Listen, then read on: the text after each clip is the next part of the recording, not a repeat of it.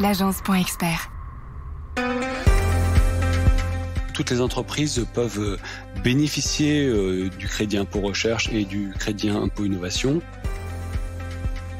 Effectivement, la décision de rentrer dans le crédit impôt recherche ou dans le crédit impôt innovation, elle est issue de cette discussion. Et l'expert comptable, il va évaluer le risque et la pertinence de rentrer dans ces dispositifs.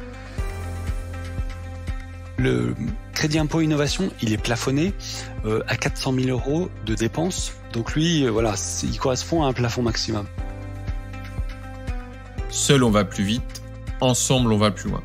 Je suis Rudy Brovelli, passionné par l'entrepreneuriat et fondateur de l'agence.expert, une agence de communication spécialisée auprès des experts comptables.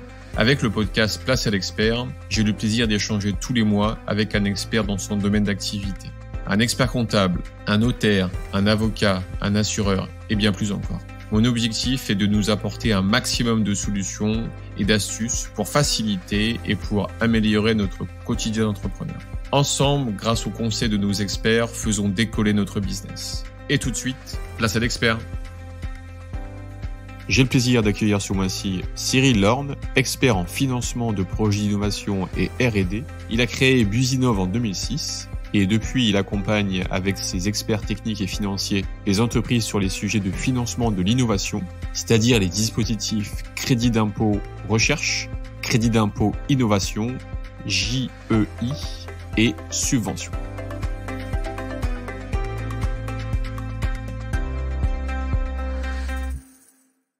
Écoute Cyril, merci beaucoup d'avoir accepté mon invitation. Merci Rudy. Avec plaisir. Moi, j'ai souhaité ta participation à Place à l'expert pour nous expliquer ce qu'est le crédit d'impôt recherche, appelé CIR, et comment nos entreprises peuvent en bénéficier. En effet, le CIR est en place depuis 1983, et oui, c'est pas depuis hier, avec un budget de 6 milliards d'euros par an. Et oui, apparemment, on appelle ça la première niche fiscale. Son objectif est de favoriser l'innovation et d'inciter nos entreprises dans des activités de recherche et développement R&D pour accroître nos performances économiques. Comme tu l'as compris, Cyril, on a besoin de ton expertise pour mieux comprendre ce dispositif. Comment tu souhaites aborder cet épisode ? Effectivement, Rudy, merci de nous donner la parole. Le CIR est un dispositif qui, comme tu le disais, existe depuis 1983 et il est là pour aider les entreprises à accroître leur effort de recherche et d'innovation. Il faut savoir que en 2012, le dispositif a été élargi aux dépenses d'innovation, notamment pour les PME, ce qui le rend aujourd'hui encore plus attractif pour l'ensemble des entreprises, puisqu'avant c'était réservé aux dépenses de recherche et tout le monde sait que dans les PME et dans les plus petites entreprises qui travaillent chaque jour à améliorer leurs produits, on n'est pas forcément sur des notions de recherche avec ce qu'on peut imaginer la blouse blanche, mais on est sur plutôt des innovations produits, des innovations métiers, et c'est en ce sens-là que le dispositif a été élargi en 2012. Après, le dispositif, c'est un dispositif fiscal, donc c'est ça qui est intéressant, c'est que toutes les entreprises, dès lors qu'elles payent de l'impôt, peuvent bénéficier du dispositif, quelles que soient leurs activités, quelle que soit, entre guillemets, quasiment leur nature et leur localisation géographique, dès lors qu'elles sont basées en France et qu'elles payent de l'impôt. Donc, d'accord, premier critère, basé en France et paye de l'impôt sur les sociétés.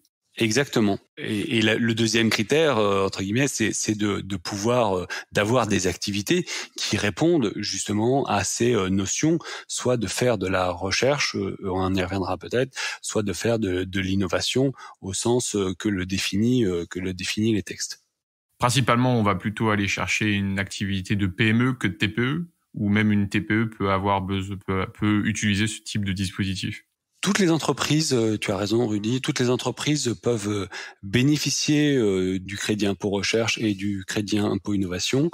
Peut-être je peux détailler un petit peu si tu me laisses les dispositifs, mais Le crédit impôt recherche, il faut améliorer l'état de l'art et améliorer le savoir-faire. Donc on est plutôt sur une dimension intellectuelle, sur une dimension de scientifique de l'amélioration du produit ou du procédé tel que le définit le texte. Alors que la notion d'innovation, elle est beaucoup plus simple et elle est beaucoup plus large. L'innovation répond de façon formelle à 2 critères. Le premier critère, c'est la nouveauté. Donc, ce qu'il faut que quelle que soit l'entreprise, la TPE, la PME ou elle crée quelque chose, donc un produit qui soit nouveau sur le marché. Donc le premier des sujets, c'est de regarder est-ce que ça existe sur le marché. Mais généralement, les entreprises, elles sont motivées par la nouveauté et que ce qu'elles créent pour répondre à un besoin de marché. Le deuxième critère, il est assez large aussi, c'est l'amélioration de performance. Et là, les textes ont défini de façon, je trouve, assez intelligente l'amélioration de performance.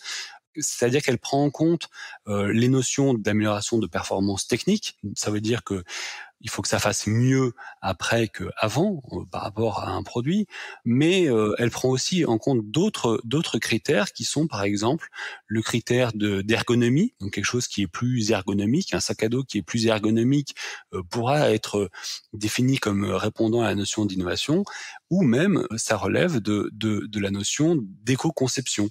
Donc par exemple de faire une pochette ou une coque de portable qui soit éco-conçue avec des matériaux éco-conçus.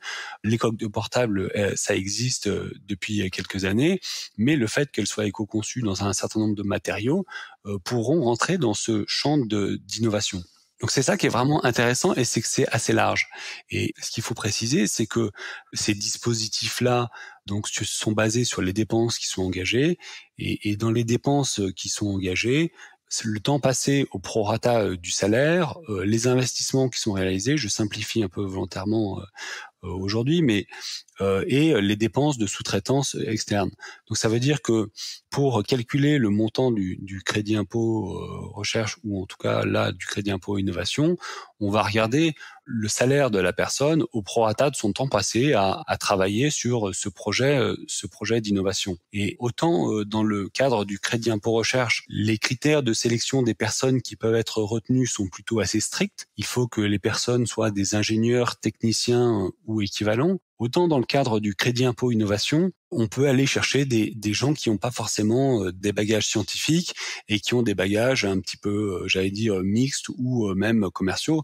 Bien évidemment, on ne pourra pas les retenir dans les mêmes proportions que des techniques ou des scientifiques, mais ça élargit le spectre, notamment sur quelquefois quand on va aller chercher des aspects de production, d'essai. L'ouvrier qui va réaliser le prototype va pouvoir rentrer dans le cadre de la valorisation des dépenses d'innovation. Donc c'est vraiment une nouveauté et un élargissement qui est très intéressant puisque donc la base est plus large et le spectre des personnes qu'on va pouvoir retenir aussi. La contrepartie, c'est que le dispositif du crédit impôt innovation, il n'est accessible qu'aux PME, donc il faut être une PME au sens communautaire pour pouvoir en bénéficier et qu'il est plafonné. Donc de plus de 10 salariés, c'est ça ? La notion de PME, c'est moins de 250 salariés. Donc, tu vois, ça fait déjà des belles PME. Il n'y a pas un minimum. Bénéficier du crédit impôt innovation. Non, il n'y a aucun minimum. Donc, même un entrepreneur individuel, peut bénéficier du crédit impôt innovation pour ses activités propres ou pour les activités qu'il engage auprès de partenaires. Ça, c'est intéressant. Je vais juste rebondir sur la partie de l'équipe. Au niveau des profils, par exemple, si j'embauche un étudiant en alternance ou en stage, bien sûr dans un niveau ingénieur ou autre en fonction de ce qu'il a à faire en termes de compétences et de missions, ça passe ou pas dans le crédit impôt recherche ? Effectivement, ces dépenses-là, elles vont pouvoir être retenues et au-delà du montant qui sera retenu, puisque c'est pas forcément des gros montants par rapport à un salarié avec toutes les charges qu'il y a derrière. Ce qui est intéressant, c'est ce qui va apporter techniquement ce qu'il va apporter dans la contribution au projet. Et ça, c'est intéressant parce que si vous avez un stagiaire qui est un ingénieur, ça va démontrer aussi, dans le cadre du montage du dossier, que vous avez un certain niveau technique et que vous avez besoin de ressources qui ont un niveau technique plutôt qualifié, voire très qualifié. D'accord. Si jamais on ne trouve pas cette ressource, entre guillemets, en interne, que ce soit par différents contrats, est-ce que c'est possible d'aller chercher ça en externe? Et si c'est en externe, est-ce qu'on peut le mettre dans le dispositif? Donc un sous-traitant? Exactement, ce qu'on appelle de la sous-traitance. Il faut distinguer, en tout cas les textes distinguent plusieurs typologies de sous-traitance. Soit ce qui est le plus, entre guillemets, le plus naturel, la sous-traitance privée. Par exemple, vous voulez développer une nouvelle plateforme, une nouvelle application. Vous faites appel à une agence de développement digital. Et pour pouvoir retenir ces dépenses, il faut que cette agence soit agréée au titre du crédit impôt recherche et ou du crédit impôt innovation pour qu'elle puisse rentrer dans votre base de dépenses. Si l'agence n'est pas agréée, elle peut solliciter et demander, c'est une procédure assez classique et pas trop compliquée, à être agréée. Donc, elle doit monter un dossier pour demander un agrément. L'avantage, c'est que cet agrément, il est valable auprès de l'entreprise partenaire qui éventuellement sollicite pour se faire agréer, mais elle peut le faire bénéficier auprès d'autres partenaires et ça lui donne un avantage concurrentiel ou un avantage commercial certain. Ça, c'est un des premiers cas. Après, un des deuxièmes cas, c'est on peut solliciter, par exemple, un sous-traitant qui peut être étranger, notamment dans l'espace économique européen. Là encore, l'agrément, il peut être obtenu dès lors que l'entreprise sous-traitante est dans l'espace économique européen et elle peut solliciter cet agrément. Donc ça, c'est une deuxième chose qui est intéressante. Donc ça, c'est lorsqu'on s'adresse plutôt à des sous-traitants de type privé. Lorsqu'on s'adresse à des sous-traitants de type public, quelquefois on a des entreprises qui font travailler, qui sont dans la médecine, qui vont faire travailler un CHU, un hôpital ou bien un centre technique. Je pense, ça peut être dans le textile, à des centres techniques particuliers qui ont des compétences. Là, on trouve un certain nombre d'organismes qui ont ce qu'on dit des agréments d'office, qui sont agréés d'office, puisqu'ils sont soit complètement publics, soit en partie publics. Et du coup, eux, ils peuvent faire valoir leurs dépenses. Et bien souvent, le montant des dépenses qui est retenu est doublé dès lors qu'ils sont publics. Donc c'est ça qui est vraiment intéressant.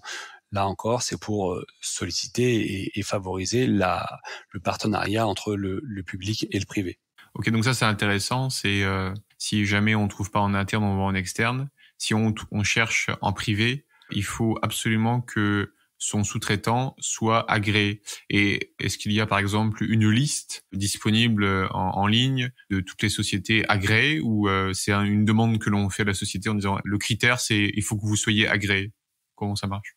Effectivement, tu as raison. Sur le site du ministère de la Recherche est disponible la liste sur laquelle on peut aller vérifier ou voir si le sous-traitant est agréé.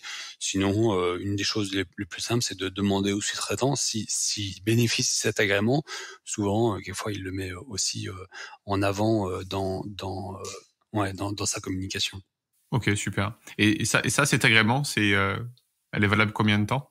Elle est valable généralement entre 3 et 5 ans. Donc D'accord. c'est une procédure qui est à faire pour obtenir le crédit impôt recherche. C'est une procédure qui est à faire avant fin mars, donc de l'année 2023 si on veut l'avoir pour 2023. Et pour le crédit impôt innovation, c'est avant fin novembre de l'année. D'accord. Donc en fait, on a des dates dans l'année où en fait, si on est en décalage, c'est reporte à l'année prochaine. Exactement. Et du coup, on perd une année. Donc ça veut dire que concrètement, pour les entreprises aujourd'hui, si elles peuvent plus solliciter d'agrément pour l'année 2022 ou le faire valoir, même si l'année n'est pas terminée, par contre, elles peuvent préparer un dossier pour solliciter l'agrément pour 2023. Donc France, PME de moins de 250 salariés, donc de zéro entre guillemets de. Et alors aussi une question, est-ce que le dirigeant, s'il est tout seul, est-ce qu'il doit être salarié de la boîte ou s'il est juste président de la société, est-ce qu'il peut en bénéficier? C'est effectivement une question qu'on a assez souvent pour les gens qui sont des travailleurs non salariés. Oui, ou TNS, ouais. Ils pensent qu'ils peuvent pas être éligibles. Et en fait, ils sont éligibles, on recalcule leur salaire et les cotisations, et la quote-part d'éligibilité peut bien évidemment rentrer dans cette base de dépenses qui est le crédit impôt recherche ou le crédit impôt innovation. Ok, super. Donc, en France, PME entre 0 et 250 salariés. Il faut que, si on a en interne, on peut prendre des stagiaires, on peut prendre des étudiants, même si le coût la prise en charge sera moins importante étant donné que le salaire est moins important, mais néanmoins, c'est possible. Soit sinon, on prend un contrat classique, CDD, CDI, ou soit sinon, on va en externe. Et si on va en externe, privé, public, et en fonction, il faut demander l'agrément. Et ça, c'est disponible en ligne. Exactement. Ok. Et c'est quoi la prochaine étape? Donc, j'ai oublié, il y a les dates, donc fameux. Donc, juste que tu me rappelles, parce qu'il y a deux dispositifs crédit d'impôt recherche et crédit innovation, c'est ça?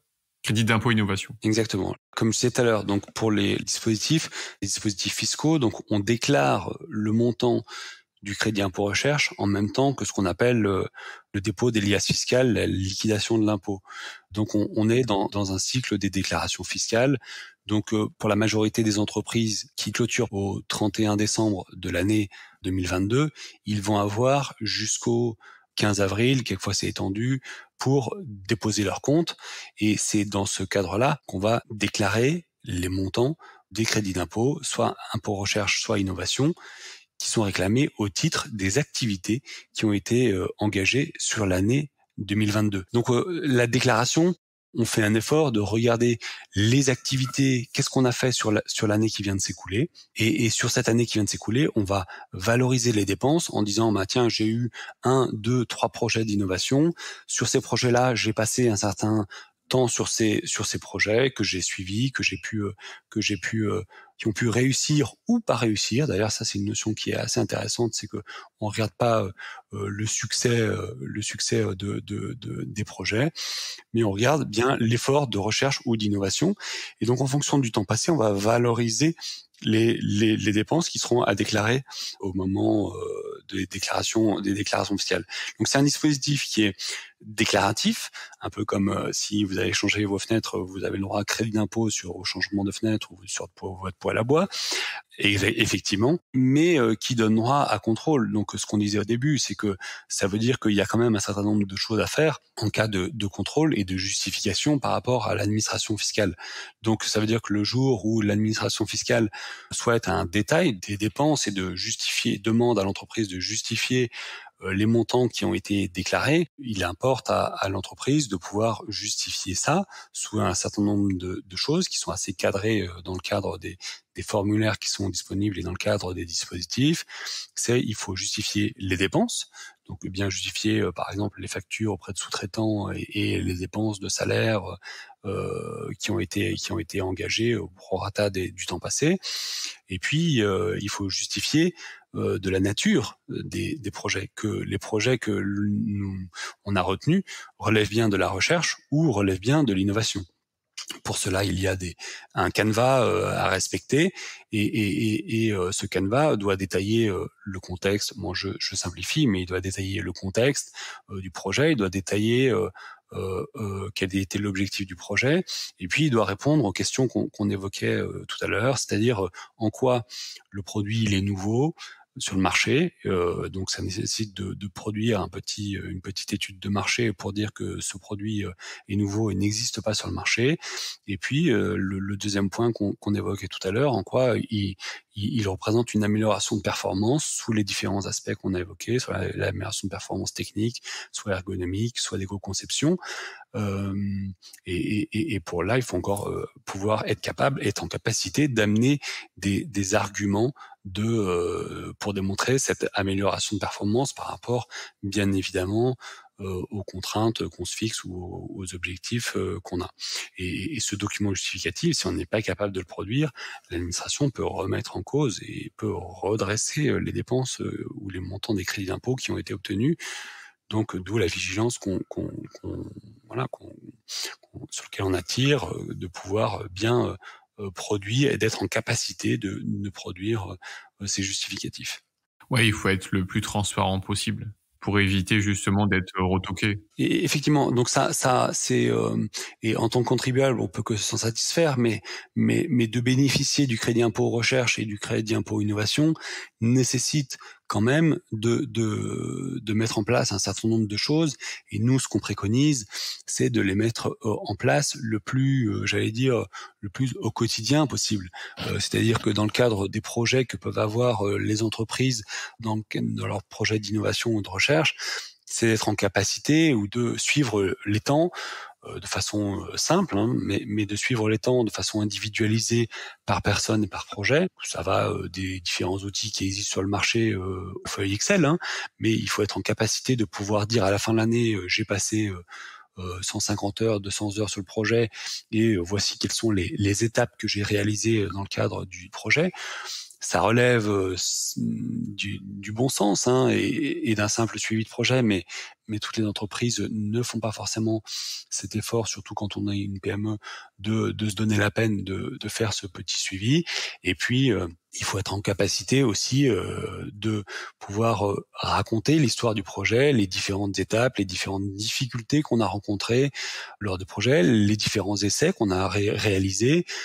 Et c'est pour ça qu'on conseille aussi là encore, de mettre en place des suivis hebdomadaires, mais ça relève encore une fois des éléments de reporting de l'entreprise, où quelquefois on voit dans des entreprises, elles ont des suivis mensuels de projet, et dans ces suivis mensuels de projet, elles indiquent les avancements, les essais qu'elles ont réalisés, les étapes de développement auxquelles elles sont. Et ça permet à la fin de l'année de pouvoir bien reconstituer et de pouvoir prouver à l'administration fiscale qu'on est bien dans le cadre de cette démarche-là, et qu'on respecte bien les attendus de l'administration fiscale. D'accord. Ok, ouais. Est-ce qu'il y a un montant, on va dire maximum, sur lequel voilà, en fonction de mon statut, de ma situation, de mon projet, on va me dire voilà, on pourra pas aller au-delà de ça? Donc le crédit impôt innovation, il est plafonné à 400 000 euros de dépenses. Donc lui, voilà, il correspond à un plafond maximum. Mais après, vous pouvez avoir trois projets qui sont en dessous des 400 000 euros, et il n'y a pas de plafond par projet. Et sur la notion de recherche, là, il n'y a pas il y a zéro plafond. Il y a des grandes entreprises qui dépensent des milliards juste pour développer un médicament. Il n'y a pas de plafond. Il y a juste un effet de seuil au-delà de 100 millions de dépenses. C'est un taux qui est différent par rapport à l'obtention du montant du crédit d'impôt, mais il n'y a pas de plafond tant que les dépenses, et j'allais dire tant que les projets répondent aux critères et tant que les dépenses répondent aux critères, elles rentrent dedans. La seule limite, c'est que dès lors que le produit il est mis sur le marché, on admet que les travaux, j'allais dire, on est plutôt dans des phases d'industrialisation de mise sur le marché, donc on n'est plus dans des travaux d'innovation, on est dans des travaux de ce qu'on appelle d'industrialisation, et là c'est plus éligible, mais souvent d'autres projets prennent le relais. Et notion qui peut être intéressante, c'est que vous pouvez avoir développé par exemple un produit ou un logiciel, et puis vous régulièrement vous faites des améliorations de ce produit-là, et ces améliorations pourront éventuellement rentrer dans le cadre de ce projet d'innovation avec des améliorations. Donc on n'a pas besoin de réinventer des grosses choses, mais de développer des nouvelles briques technologiques, de développer des nouvelles fonctionnalités peuvent répondre à ces critères d'innovation. D'accord, ok. Maintenant, je voulais avoir juste, avant de terminer cet épisode, entre guillemets, le rôle de l'expert comptable, en fait, dans cette mission, dans cet accompagnement. Le dirigeant, en fait, voilà, comment ça se passe? Le dirigeant se pose la question, tiens, il serait peut-être intéressant que ce type de projet en R&D, en innovation, je me fasse accompagner. Est-ce que l'expert comptable, il a un rôle à jouer sur les dépenses, transmettre la valorisation du projet? Comment ça fonctionne? L'expert comptable, comme souvent, il a une place qui est centrale dans l'entreprise. D'abord, nous, ce qu'on voit, c'est que c'est le premier interlocuteur, et c'est l'interlocuteur de de confiance de l'entrepreneur, du dirigeant. Donc souvent, effectivement, la décision de rentrer dans le crédit impôt recherche ou dans le crédit impôt innovation, elle est issue de cette discussion. Et l'expert comptable, il va évaluer le risque et la pertinence de rentrer dans ces dispositifs. Souvent, l'expert comptable, après, il va nous solliciter pour avoir un avis qui sera un avis, j'allais dire, de technicien, comme tu le disais, d'expert, pour pouvoir positionner, est-ce que ça relève de la recherche, est-ce que ça relève de l'innovation, est-ce que ça relève entre guillemets de rien du tout, et de voir s'il y a des dépenses qui sont éligibles, et puis si la démarche, même si elle n'est pas trop lourde et trop chronophage, vaut le coup. Il est entendu que ça sert à rien de se lancer si on se rend compte que très peu de dépenses sont éligibles, même si le projet il est sur bien des égards innovant, mais s'il y a peu de dépenses, souvent dans le cadre de création d'entreprises, on voit beaucoup d'entrepreneurs qui ne sont pas encore, qui n'ont pas encore de rémunération propre. Ils développent, ils travaillent, ils passent leur nuit et jour à développer, et malheureusement, il y a peu de dépenses éligibles. Donc l'expert comptable, il a cette place centrale, et souvent, comme je disais, il fait appel à nous, il recommande de se faire auditer, ou en tout cas de s'entourer d'un expert qui va derrière pouvoir auditer, calibrer les dépenses, calibrer l'éligibilité, et puis après, nous, on prend le relais pour toute cette phase de montage de dossier, puisque il faut auditer, il faut valoriser les dépenses, remplir le CERFA, euh, et puis produire une documentation justificative sur la partie financière, justification des dépenses, et une justification après des projets sur le volet technique. Et souvent on fait ça en partenariat avec l'expert comptable, puisque lui, il a une place centrale, et que ça peut avoir une incidence. Je dis pas qu'il y a un lien direct, mais ça peut avoir une incidence. Souvent, il y a une peur que ça déclenche un contrôle fiscal. Donc ça doit être dans la discussion entre l'entrepreneur, l'expert comptable entre guillemets, et puis nous, on est là pour bien évidemment donner un avis.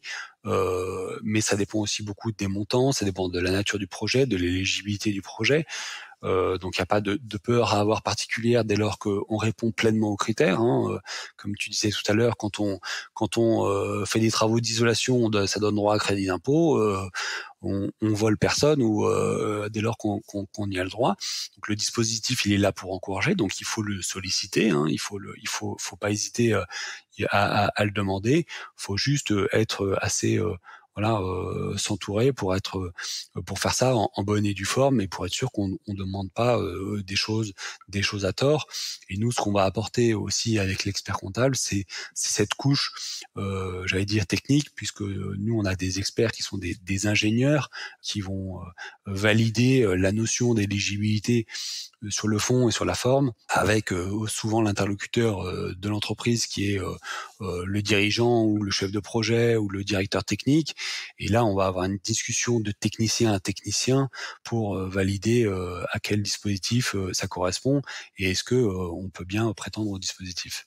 Ok. Si tu aurais le mot de la fin, ce serait lequel? Tu dirais quoi aux entreprises? Moi, je dirais de les encourager à aller dans ce dispositif. Il faut savoir que aujourd'hui, le dispositif, un tiers de l'enveloppe budgétaire du dispositif, il est capté par les entreprises du CAC 40, donc et que une faible partie est captée par les PME. Donc, s'il a été ouvert aux PME, il faut en bénéficier de façon, il faut ne pas hésiter à le solliciter. Je vais terminer sur une note d'optimisme, mais l'administration est plutôt aujourd'hui assez bienveillante. Elle est assez bienveillante dès lors que on est dans des notions d'innovation, dès lors que l'entreprise se donne les moyens de bien faire les choses, et son regard, il est beaucoup plus dans un regard de conseil que dans un regard de sanction. Donc bien sûr que si on a fait des choses à tort, elle n'hésite pas à reprendre, mais on voit que quand même qu'un dialogue s'instaure. Donc ça, c'est vraiment la chose positive. Et puis après, moi je dis aux entreprises de demander à leurs experts comptables si s'ils pensent qu'ils peuvent en bénéficier, puis de s'entourer après d'experts pour pouvoir y aller de façon sereine, encore une fois pas à pas. Et ce qui est important, c'est de démontrer que chaque année on essaye de mieux faire, qu'on essaye de mettre en place des choses qui sont indispensables et nécessaires pour pouvoir y aller de façon très sereine. Ok, ouais. Comme dit le podcast, ensemble, on va plus loin. Exactement. Et puis le monde devient, comme tu le sais, de plus en plus complexe. Donc, on a parlé cet hiver dans le cadre des lois de finances, peut-être demain de la naissance d'un crédit d'impôt recherche transition énergétique ou d'un crédit d'impôt recherche vert. On ne sait pas ce qui peut arriver. En tout cas, le dispositif, il est là depuis 83. Chaque année, il est entre guillemets prolongé, et le dispositif il est quand même récurrent. Donc dès lors qu'une entreprise bénéficie ou en tout engage une démarche d'innovation ou de recherche, il ne faut pas qu'elle hésite à aller demander un crédit d'impôt, d'autant plus que ce crédit d'impôt, si on ne peut pas l'imputer sur l'impôt, il est remboursable. Donc c'est-à-dire qu'on va demander au service des impôts de nous payer, de nous rembourser le montant du crédit d'impôt auquel on a le droit. Donc il n'est jamais perdu, et c'est pas parce qu'on ne paye pas d'impôt qu'on n'a pas le droit à ce crédit d'impôt. Donc l'administration, ça prend quelques semaines, mais au bout du compte, fait un chèque à l'entreprise au titre des dépenses auxquelles elle a sollicité sur l'année 2022, par exemple. D'accord, ça c'est important, ouais. D'accord, ce qu'on disait en début d'épisode qu'il fallait payer l'IS, en fait pas automatiquement. En fait, si on n'en paye pas, en fait, on est remboursé, quoi. Effectivement, il faut être imposé à l'IS, mais il faut pas bénéficier de l'IS. C'est pas une condition. Donc il faut être imposé à l'IS comme toutes les entreprises, et on a même des entreprises qui ont des formes un petit peu particulières, qui sont quelquefois des scopes, des choses comme ça, et qui ont des natures particulières, mais qui sont soumis à l'IS, et du coup qui peuvent quand même bénéficier du crédit impôt recherche ou du crédit impôt innovation. Ok.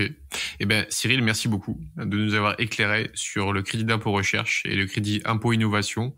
On en connaît plus maintenant. Maintenant, on vous laisse, on nous laisse les entreprises à aller voir votre expert comptable, échanger avec lui, et puis creuser, et puis en fonction, faites-vous accompagner d'experts pour aller plus loin. Merci Cyril. Merci Rudy. À bientôt. Merci Rudy. Bye bye. Si cet épisode vous a plu, partagez-le autour de vous et mettez 5 étoiles pour aider d'autres entrepreneurs dans leur activité. Pour aller plus loin, faites-vous accompagner par des experts. Quant à moi, j'aurai le plaisir d'accueillir le mois prochain Marc Robert, expert en vente. Il nous donnera ses conseils pour bien préparer son mental à vendre. Cet épisode vous intéresse, je vous donne rendez-vous le mois prochain. En attendant, prenez soin de votre entreprise. Bye bye.